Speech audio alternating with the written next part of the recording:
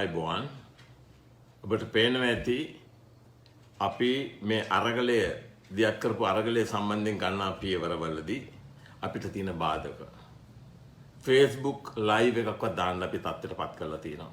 මන්ද කවුරු මෙයා බ්ලොක් කරනවාද කියලා. ඊයේ සිදුවෙච්ච අරගලය සම්බන්ධයෙන් අරගලය දියත් කරපු අවස්ථාවේදී පොලිස් දෙපාර්තමේන්තුව ගත උත්සාහය ඔබ දැක්කා. ඒ අවස්ථාවේදී පොලිස්පතිවරයාට ලොකු වගකීමක් තිබුණා. ඒ වගේම හමුදාපතිවරයාට වගකීමක් තිබුණා ශමින්ද්‍ර සිල්වා. ඒ වගේම කමල් ගුණසිංහ ආරක්ෂක ලේකම්වරයාට වගකීමක් තිබුණා. ඔවුන් දන්නවා නීතියෙන් තමන්ගේ වගකීම කුමක්ද කියලා. ඔවුන් සම්පූර්ණයෙන්ම වගකීම පැහැරලා උත්සාහ කළේ සම්පූර්ණයෙන්ම අරගලයට ප්‍රචණ්ඩත්වය හඳුන්වා දීමට. ඒක වළක්වීමට හැකි වූයේ අපේ ඉන්න තුට්ටු දෙකේ විපක්ෂයක් සජිත් ප්‍රේමදාස ඉන්නවා සීන ලෝකේ ජනාධිපතිවරයෙක්. සජිත් ජනරංජන ප්‍රේමදාස අනිත් පැත්තෙන් ඉන්න අනුකුමාර දිසානායක ඔවුන් බලාගෙන ඉන්න වෙන කිසි දෙයක් නෙවෙයි. කොතනින් හරි මේවයෙන් මිනි මැරුමක් සිද්ධ වුණොත් ලොකු ප්‍රචණ්ඩත්වයකින් කීප දෙනෙක් ඍතුවාල සිදු වුණොත් ඒකෙත් වාසිය ගන්න බලන් ඉන්න තුට්ටු දෙකේ දේශපාලනඥයෝ තමයි අපි ඉන්නේ. ඒක කියන්න ඕනේ. ජනාධිපතිවරයෙක් මේ හරක් කළේ ඔකම තමයි. සජිත් ගිහිල්ලා සජිත් ප්‍රේමදාසයි අනුකුමාරයි ගිහිල්ලා මහින්ද දේශප්‍රියගේ පුටුවයට නැට්ට අකුලගෙන හැංගිලා රටම පාවා දීපු මිනිස්සු මේ. ඊයේ මේ අවස්ථාවේදී වුණ ඔක්කොම දැක්කා. මොකද්ද මේ වෙන්න යන්නේ? ඒ අවස්ථාවේදී කවුරුත් නෙමෙයි. ඒ අවස්ථාවේදී ඔබ දැක්ක තුදත්ත තිලකසිරි ගත්ත ප්‍රයත්නය. ඔහු දුන්නා හොඳ වෝනින් එකක් දුන්නා කමල් ගුණරත්නට. ඒ වගේම නාගානන්ද මේකද විදේශීය සියලුම ආයතන වලට මේක දැනුම් දුන්නා. ඒක ප්‍රසිද්ධිය කළා. I want to tell you the same thing in English because the entire world community is watching. International Monetary Fund, IMF, and the UN, Human Rights Council, Commonwealth, entire world is watching what is happening in Sri Lanka. They were trying to introduce violence yesterday and it was averted with the greatest difficulty. But we have a puppet opposition in this country, did nothing. And I want to make this warning. I want to warn the IGP, the Defense Secretary, and particularly the Army Commander. Don't try to use violence, you will face the consequences. Don't try to listen to Gotabaya Rajapaksa, who has to listen, who has to obey the rule of law. There are a series of judgments pronounced by the Supreme Court. And he should know his duty as the Executive President of the Republic of Sri Lanka. He is required to respect the rule of law and the constitutional obligation. And yesterday, I had to bring this to the notice of the Commonwealth and particularly the IMF. And with the greatest difficulty, this was averted. Today, this matter will go to the Corruption Commission. The IGP, he is deliberately abusing his public office to confer a benefit to himself. He thinks after retirement he can get an ambassador post elsewhere, somewhere in the world, which is prohibited by law. Corruption law, section 70, bribery and corruption law is absolutely clear. If a public officer abuses the public office to confer a benefit or favor to himself or another, it's amount to violation of the corruption law and the sentence is 10 years rigorous imprisonment. Today, he will be taken to the Corruption Commission because you can see what he's doing in front of the temple trees. He has employed how many trucks and buses are there. Police buses and trucks are used.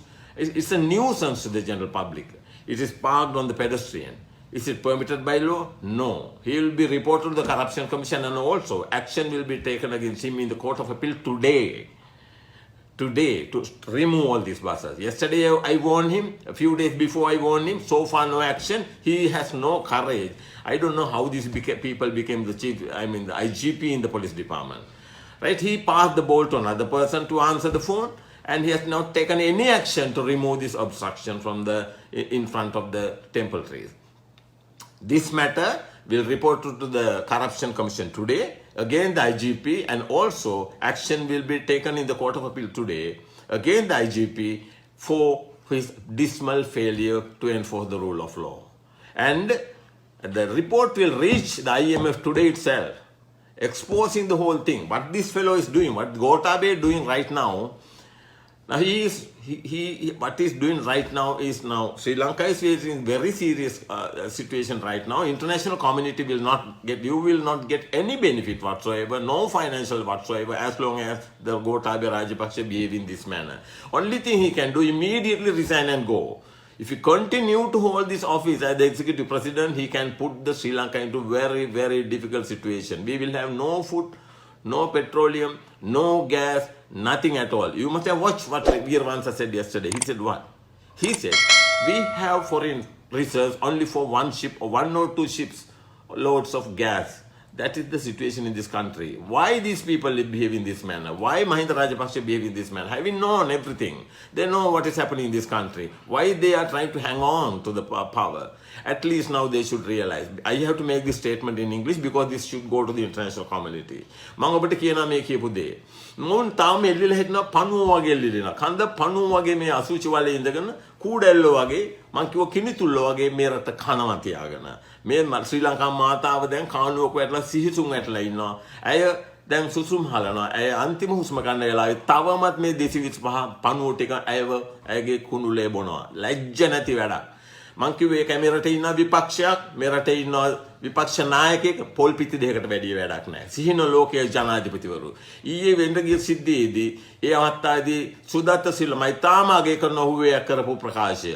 නැත්තම් ඒ විදිහට police tracks යන්නේ නැහැ. ඇත්තටම ඊයේ ආව ප්‍රහාරයක් එල්ල කලන්න. ඒක මට ආවේ කොහෙන්ද ඉන්ෆර්මේෂන් එක? ඒක ලන්ඩන් වලින් ආවේ ඉන්ෆර්මේෂන් එක ඊයේ උදේ. අද මේ විදිහට ප්ලෑන් කරලා තියෙන ඇටැක් කරන්න කියලා. කාටද මේ ගහන්නේ?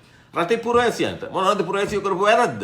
මේ තුට්ටු දෙකේ පාලනය තමන්ගේ අයිතිවාසිකම්. මම ඔබට කිව්වා ආණ්ඩුක්‍රම හස්තාවේ තියෙන වගකීම රජයකට මොනවද? සෞඛ්‍ය, අධ්‍යාපනය, ආහාර පාන, නිවාස මේ සියල්ලම රජයේ වගකීමක් රටේ පුරවැසියන්ට ලබා දීම. ඒ කිසිම දෙයක් නොකර පුරවැසියා රජයට එරෙහිව ප්‍රචණ්ඩත්වයෙන් තොර මේ විදිහට තමන්ගේ අයිතිය ක්‍රියාත්මක කරනකොට තමන්ගේ මූලික අයිතියක් ඒක ශ්‍රේෂ්ඨාධිකරණයේ වරින් වර පුනා කියලා තියෙනවා. IGPට, ඒ වගේම පොලිස්පතිවරයාට, ඒ කියන්නේ ඒ වගේම ඩිෆෙන්ස් සෙක්‍රටරියට, හමුදා කියන්නේ ආරක්ෂක ලේකම්වරයාට, ඒ වගේම ආරක්ෂක හමුදාවේ අධිපතිවරයාට කියන්නේ ශවින්ද්‍ර සිල්වාට, හමුදාපතිවරයාට වහාම නීතිය ආධිපත්‍ය ගරු කරපියාව.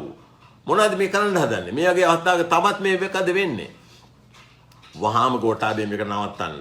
ඔබට මේක මේ විදිහට නවත්තන්න බෑ. මේක නැවැත්විය යුතුයි. නමුත් ඕකේ ක්‍රමවේදය ඔක නෙමෙයි. නවත්තන්න තියෙන එකම ක්‍රමවේදය ඔබ වහාම ඉවත්වන්න. ඔබ ඕකේ එල්ලිලා සිටින තාක් කල් ඔබට කරන්න පුළුවන් එකම දේ ඔබේ ඇස් පන අපිට මාතෘභූමිය දැන් ඇවිල්ලා ගිලිලා අන්තිමට ගිහලා දැන් ඇවිල්ලා නහයටත් උඩින් යන තත්ත්වයට ආවා. ඔබ තවමත් මේකේ පණුවෙක් වගේ ඉන්නවා. කරුණාකරලා ওই තත්ත්වය වෙනස් කරන්න. ඔබට තමයි මේකට විසඳුම තියෙන්නේ. ඔබ දැන් මේ ඉල්ලා එල්ලී හිටන තාක් කල් මහින්ද රාජපක්ෂ එල්ලී සිටින තාක්කල් මේ රට අපිට අහිමි වෙනවා. තරුණයින්ට, දරුවන්ට, දූපිතුන්ට ඔබ කරන්නේ බරපතල හානියක්, විනාශයක්. ඔබ දකින්න ඇති පියකී අර පොලිස් ට්‍රක් එකකට තමන්ගේ කුඩා දරුවා දුන්නා. අම්මා කෑ ගහලා කිව්වා, "ඇයි මේ දරුවෝ, ඇයි මේ දෙමව්පියෝ මෙතන කෑ ගහන්නේ?" ඔවුන්ට අද වේලක් ජීවත් වෙන්න බැරි තත්ත්වයට ඔබ රටපත් කළා. ඔබ සම්පූර්ණයෙන්ම ආසපත් ගෝඨාභය කරුණාකරලා ඔබ ඉවත් වන්න. අද මේ ගැන යනවා වාර්තාවක් යනවා ආපහු IMF එකට. ඔබ හිතන්න එපා නාගනන්ද කියන්නේ කවුද කියලා ඔබ දන්නේ නැහැ. නාගනන්දට තියෙන කනෙක්ෂන් ඔබ දන්නේ නැහැ. ඌ ඇවිල්ලා ජාත්‍යන්තර ප්‍රජාවත් එක්ක ඍජුව සම්බන්ධතා පවත්වන්නේ මේ රට කොසේ හෝ ගලවා ගන්න. මට හරි කනගාටුයි. කවුද මේ සිහින ලෝකයේ ජනාධිපතිවරයෙක් දෙන්නෙක් කියන පොල් පිටි දෙයක් තියෙනවා. කවුද සජිත් ප්‍රේමදාස, අනුර කුමාර දිසානායක. ඒ වගේම ඔහුගේ ඉන්නවා ළඟම මිනිහෙක් ඉන්නවා. කවුද ලාල්කාන්ත. මේ මිනිස්සු බලාගෙන ඉන්නේ මොකටද? මේක තව කැරල්ලක් ඇති වෙලා රටේ පුරවැසියෝ මැරිලා 100ක් 200ක් විතර ඉස්පිරිතාලෙ ගිහිල්ලා එහෙම දෙයක් වෙනකම් බලන් ඉන්නවා ඒකේ වාසිය ගන්න. මේ වගේ තුට්ටු දෙකේ මිනිස්සු තමයි අපේ ලංකාවේ දේශපාලනය දෙන්නේ. ඒක දැන් 225ම එක හෙලාම ප්‍රතික්ෂේප කරන්න ඔබට තවත් කිසි දෙයක් අවශ්‍ය නැහැ. එක්කෙක්වත් මේ රටේ ඔබේ මාතෘභූමිය වෙනුවෙන් පෙනී නැති කියන එක මම ඔබට තරයේ පුනා කියනවා. ඔය ඔක්කොම බලා ඉන්නේ දේශපාලන වාසියක් ගන්න මිසක් මේ රට නිසි තැනක මෙහෙවන්න නෙවෙයි. මේක අපිට හම්බෙච්ච අන්තිම ඒ වගේම අවසාන අවස්ථාව මාතෘභූමිය මේ 225 ගලවගෙන හරි තැනකට ගේන්න. අන්නේ වෙනුවෙන් තමයි නාගනන්ද පෙනී හිටින්නේ. ඊයේ වැඩසටහනක් තිබුණා. ඒකෙදි ප්‍රශ්න කළා. මම කිව්වේ මේ රට මෙහෙවන්න ගේන්න ඕනේ කවුද? සමහරට අරගොල්ල භූමියේම මතුවේ නෙළුම් මලක් වගේ තරුණෙක් හෝ තරුණියක්. අපි මමත් බලාගෙන ඉන්නේ ඒකට. අපි නායකත්වයට ගමු තරුණෙක්. නායකත්වයට ගමු එක්ක තරුණියක්. මාතෘභූමියේ මේ කුණු කන මිනිසුන්ගෙන් නැතුව මම කිව්වා honesty, integrity, loyalty, credibility. අචල අවංකත්වයේ, විශ්වාසනීයත්වයේ හා නීතිගරුකත්වයේ ඒක රකින්න ඒ වගේම පාරිශුද්ධත්වයේ තියෙන නායකත්වයක් වෙනුවෙන් අපි පෙනී හිටමු. ඔබත් එක්ක නාගානන්ද පුනා ඉන්නවා. දිනපතා මේ වෙනුවෙන් ඉන්නවා. අරගලය අපි දිරිමත් කරන්න ඕනේ. සෑම පුරවැසියෙකුටම මේ වගකීම තියෙනවා කියන එක මම තරේ කියන්න කැමතියි. ඔබ ලංකාවේ කෝ හිටියත් කමන්නේ මේකට සෑම දායකත්වයක්ම දෙන්න මේක මාතෘ භූමියෙන් නිසි තැනකට ගියවෙන්න දෙයක්. මේක අපි අරගල භූමියේ ඉන්න තරුණියන්ට අනිත් අයට නාගානන්දගේ ඒ ආශිර්වාදය දිගටම තියෙනවා. අපි කිසිසේත්ම මේකට ප්‍රචණ්ඩත්වයෙන් තොරව මේක යමු. අද මේ ගන්නා නඩුවේදී අභියාචනාධිකරණයේ පොලිස්පතිවරයාට නියෝගයක් ගන්නවා. අනිවාර්යයෙන්ම ගෝල් අර ටෙම්පල් ට්‍රීස් එකේ ඉස්සරහා අර පිරිත් නාමගෙන ඒකත් කනවා තියාගෙන. අර තියෙන බස් ටිකයි ලොරි ටිකයි පොලිස්පතිවරයා කරන ඒ වැරද්ද වහාම අධිකරණයේ මෙදිහත් වීමෙන් ඒක ඉවත් කිරීම සඳහා පියවර ගන්නවා. මම නැවත ආයාචනය කරන මේ ජනරජයේ සියලුම පුරවැසියෙකුට ඔබේ අධිකාරී බලය බල ගන්නවන්න. ඒකට එහෙම මොකෙක්වත් නැහැ. ඒ අධිකාරී බලයට පාර්ලිමේන්තුව ජනාධිපති අධිකරණයේ සියලු දෙනාම යටත් කියන එක කරුණා කරලා ඒක සාක්ෂාත් කරන්න තේරුම් ගන්න. ජනරජයේ අධිකාරිය මේ රටේ ඔබ මිසක් ඔය කිසි කෙනෙක් නෙවෙයි. ඒ අධිකාරී බලය බලගන්වලා අපි කෙසේ හෝ මේ 225 මේ රට ගලවා ගමු. මොන ක්‍රමයකින් හරි අපි ඒක කරමු.